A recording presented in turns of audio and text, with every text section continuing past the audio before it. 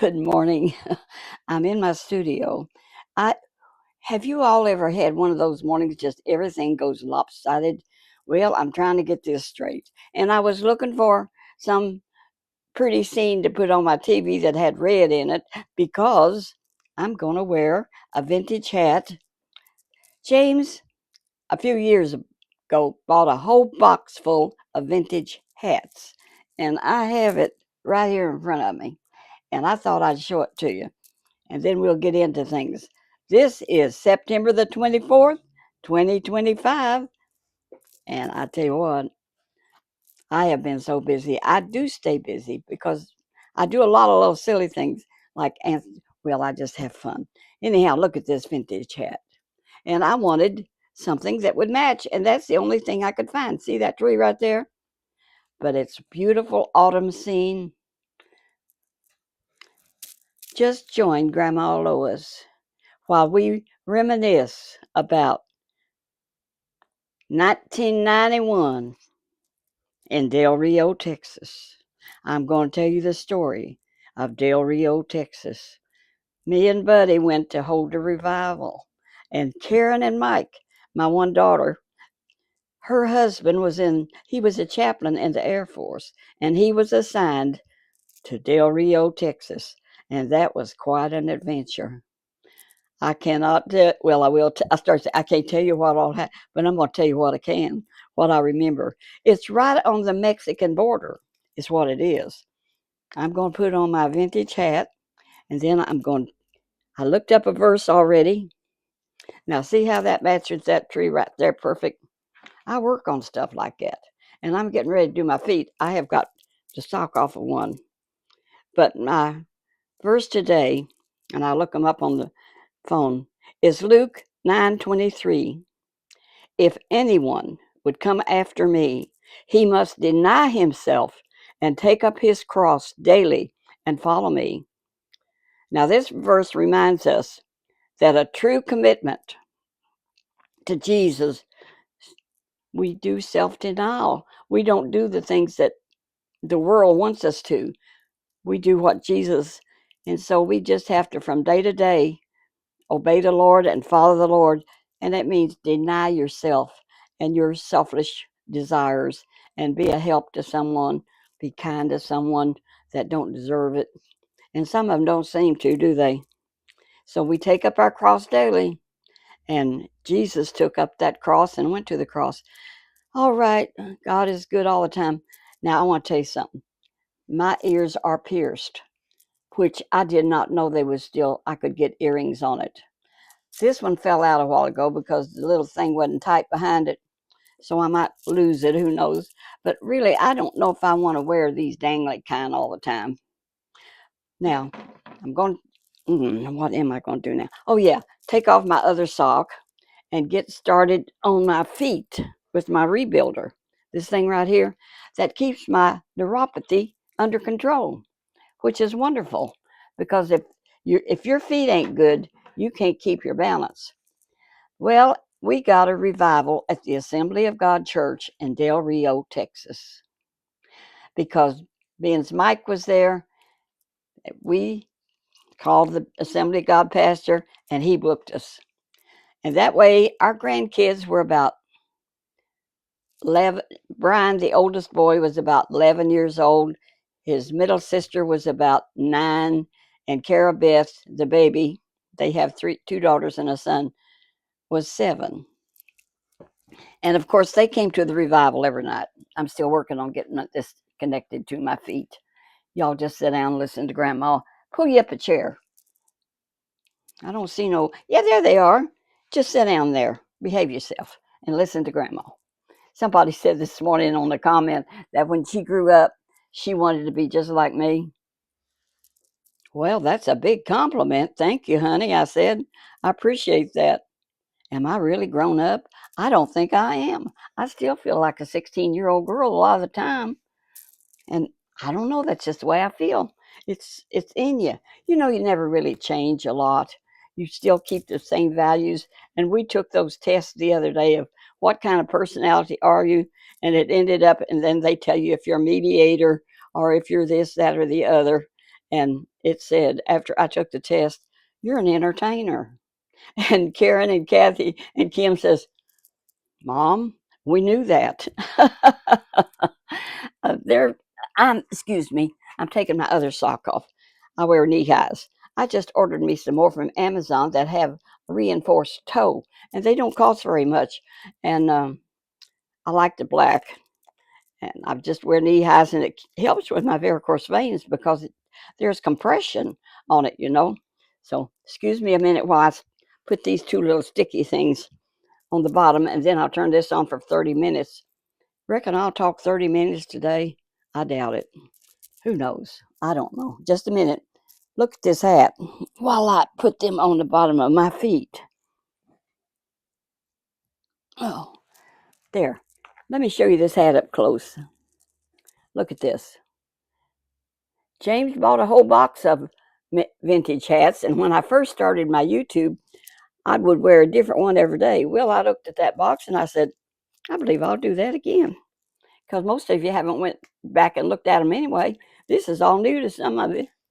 And if you've seen it before, it's worth telling again or showing again. That's my attitude. I got to get some more of those things to make that stay. And I've lost the little thing that come off of the back. I'm going to hunt for it later. All right. Del Rio, Texas, 1991. So we arrived, and the pastor and his wife were very kind, and they had a couple of little dogs, and we had a cat and a couple of chihuahuas that traveled with us. But what was fun about Del Rio was holding the meetings, and my daughter and her husband came and their kids every night. And the blessed part was this: what happened, Brian, when Buddy gave the altar call, all three of my little grandkids came to the altar and gave their heart to Jesus. And before we left, they had a baptizing, and several people got baptized, including my grandkids. So we're right there on the border of Del Rio. Now, Karen, my daughter, let me get my coffee. Have y'all got your coffee, stuff to drink? Get it before you go sit down. I'm not done.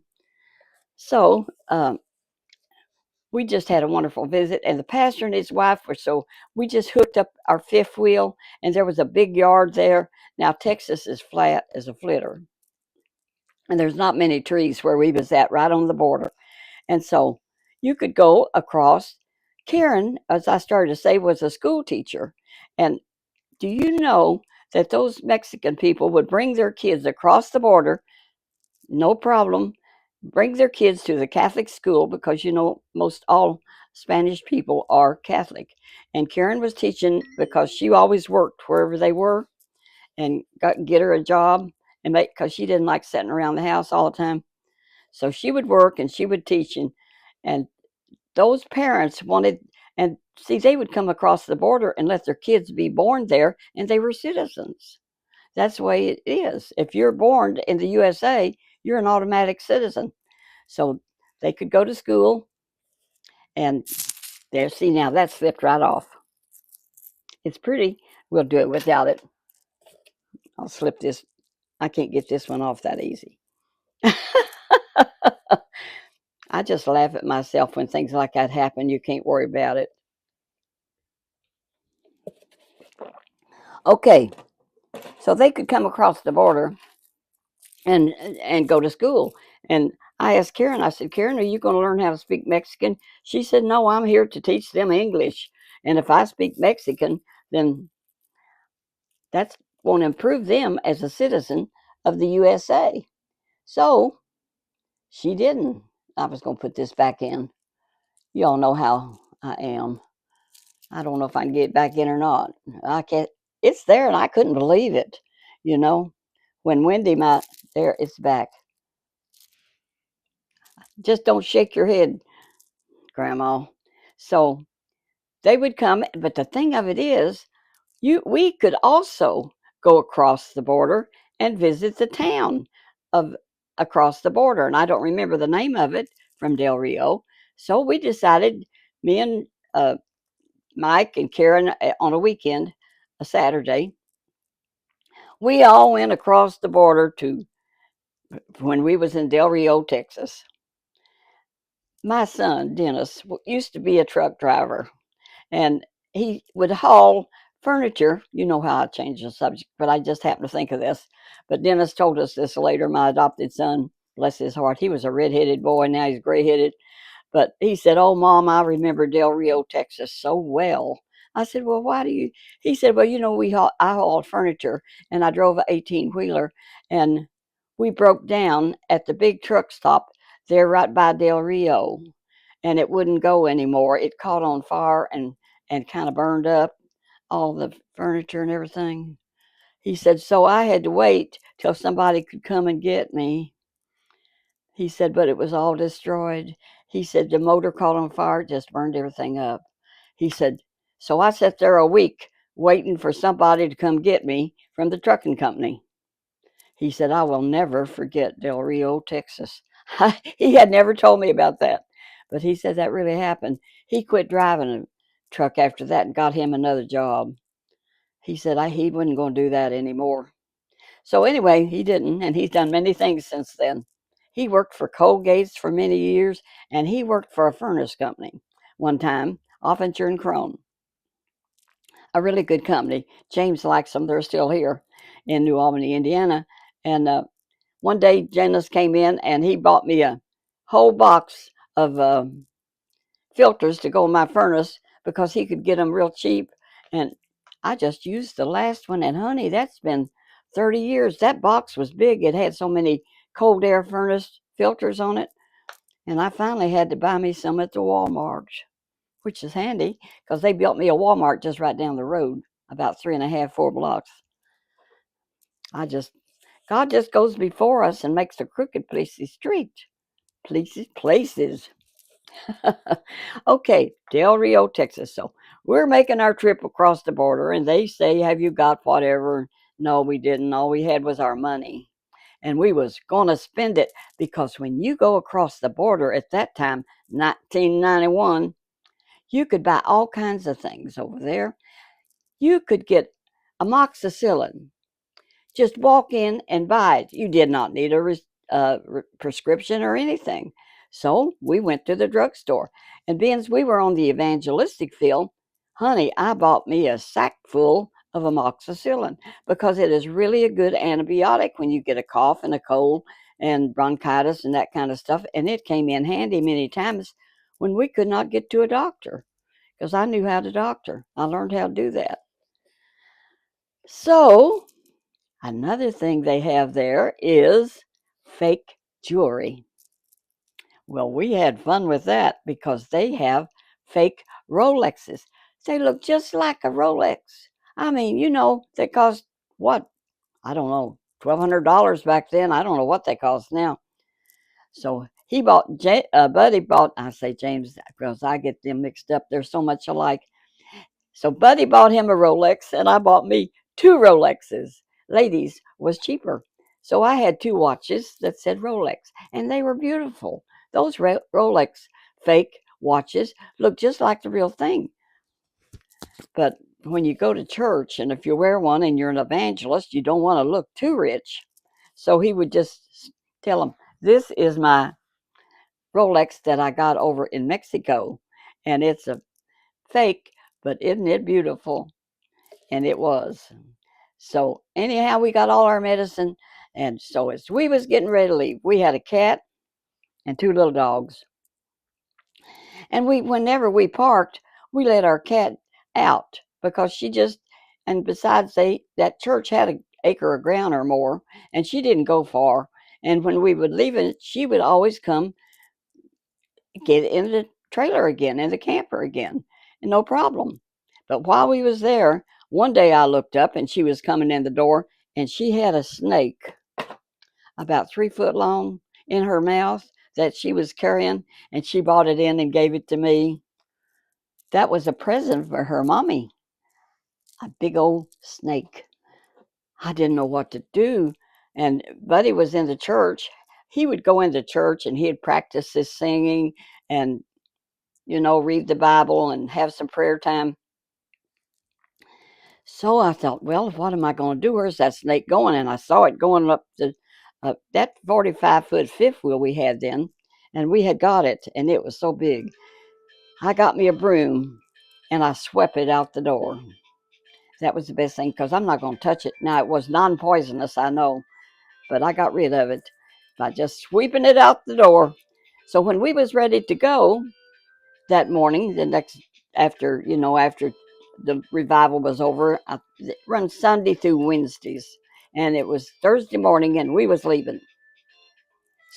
So don't you know, the cat would not come to the trailer. We called Kitty, Kitty, Kitty, and that usually worked, but she wouldn't come. So what are we going to do? She's under a shed down there. And of course, them other little dogs had been out and they didn't like her, so she was hiding from them. And I told Buddy, I says, how are we going to get that cat? We tried everything to make her scare her out from under that shed that they had there by their parsonage, because the parsonage was right by the church. And then we got an idea. We went and knocked on the preacher's door, and I says, well, we're getting ready to leave. We'd already told them bye. They said, yeah. And I said, well, we're having a little problem. We can't get our cat to get back on the trailer. And could you let your little dogs out chase her a little? Because if they chase her, she'll run for safety. So they let their little dogs out. And, Buddy, when they spotted her under that shed, which they did, honey, it didn't take her no time to get back on that trailer. And we shut the door, got in the truck, and we was gone. We traveled full time for 14 years on the evangelistic field, telling uh, about Jesus and his salvation and our experiences, which we had a lot because he was 48 years old, and that was 1991.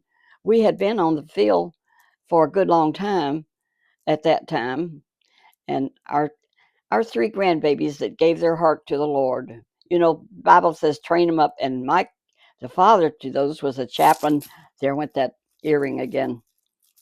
I got to find my thing to hold it on or buy some more or something because it's cute and I do want to wear it.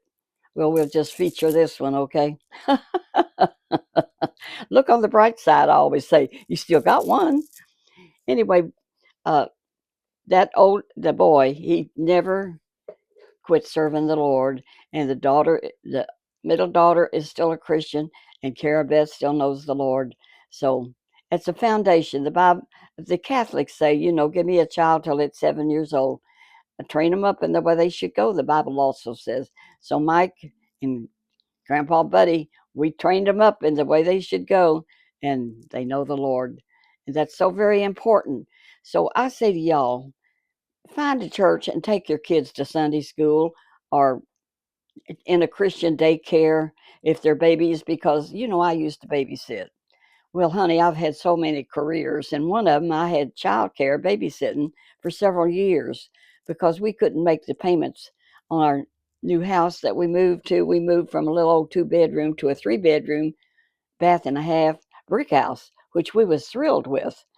And my ex-boyfriend that I dated had built that house, which we still own. And it's a duplex now, and I'm in the rear every day.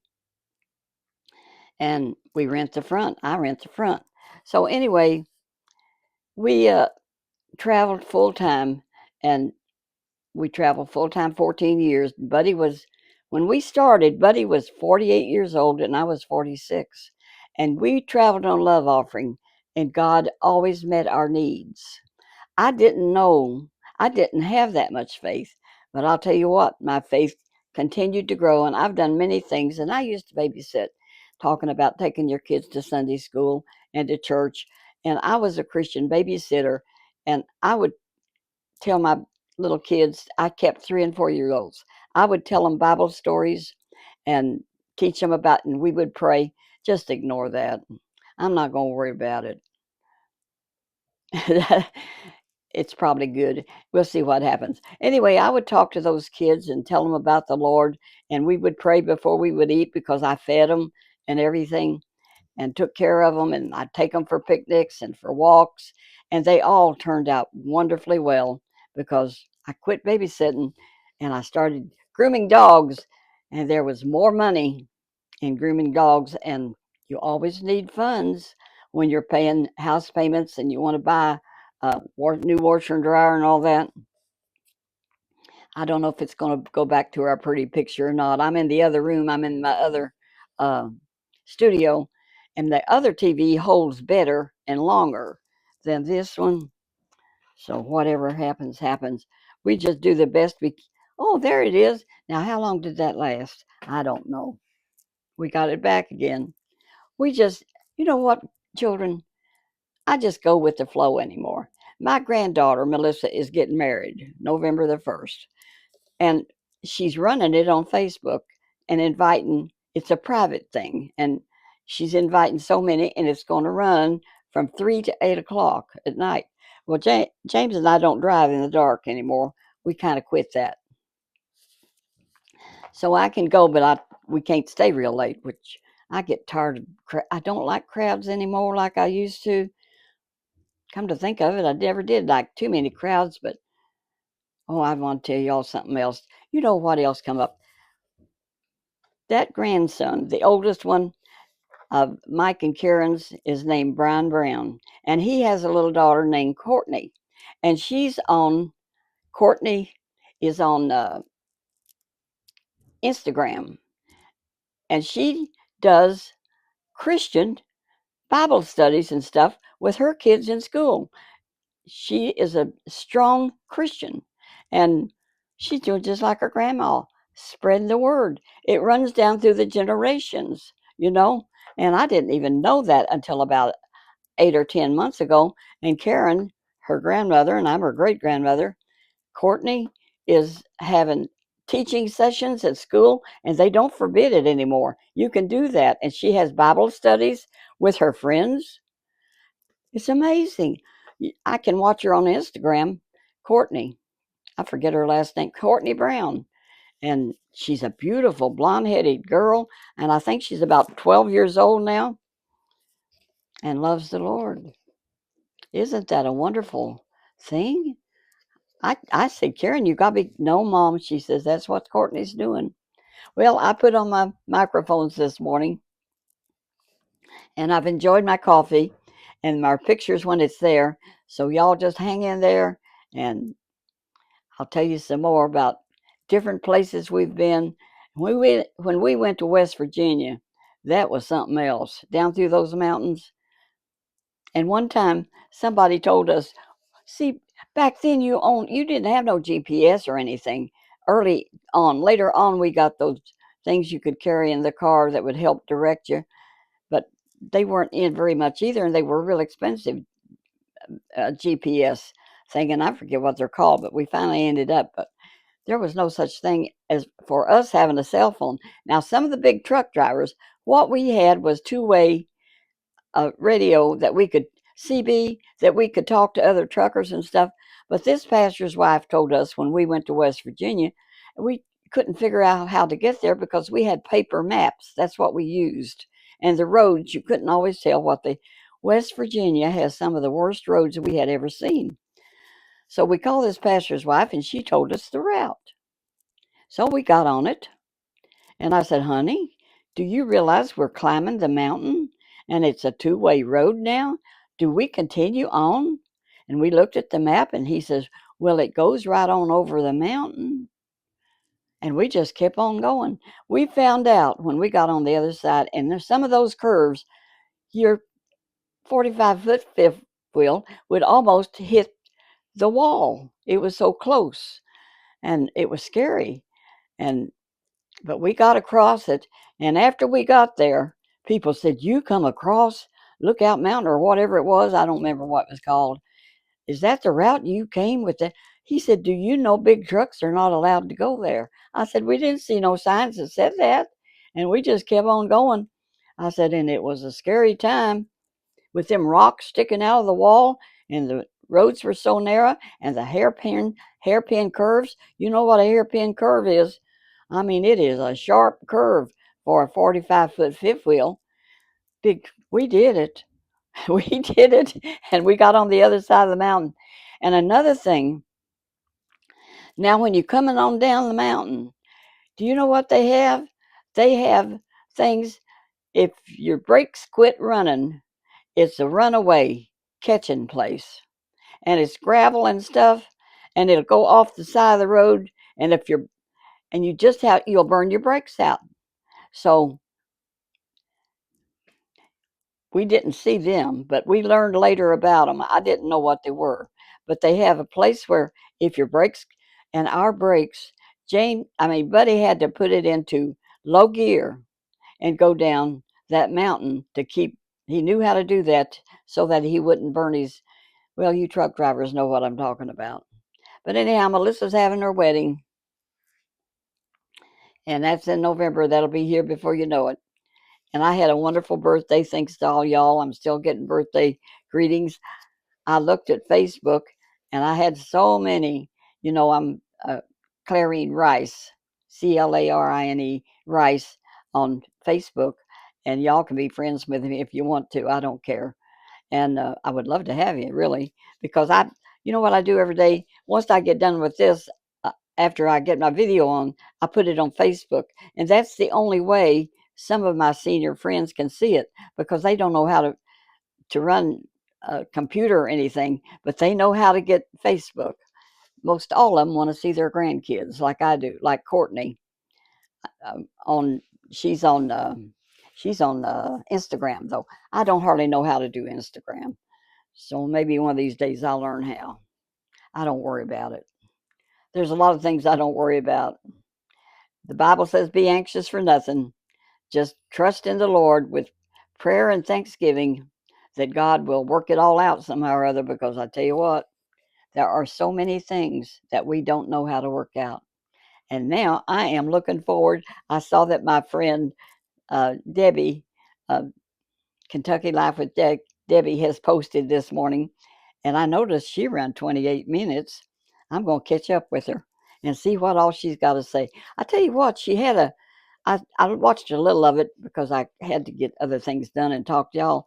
So she had done some artwork, scribbling type thing when she was waiting in the hospital the other day, and now she's painted it, and it looks like abstract art, is what it looks like. And if you had that big enough, you could hang it on the wall, and it would be very attractive. I've got art on my wall that I did. Look, my picture stayed.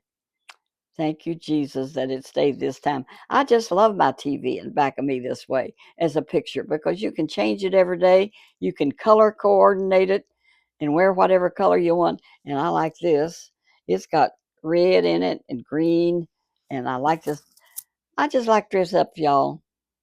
It's fun. It gives me something to do. And I got to get me some things to keep them keep them pierced earrings on. So I'll talk to you later. Walk that walk where Jesus would be pleased with you. Love you. God bless you. Have a good day. Bye bye.